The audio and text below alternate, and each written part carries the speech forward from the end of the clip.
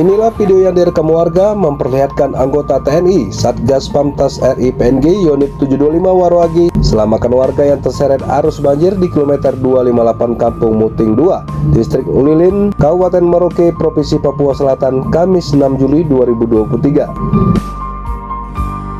Peristiwa itu terjadi di jalur Trans Papua yang menghubungkan antara Kabupaten Bovendigol dengan Kabupaten Merauke.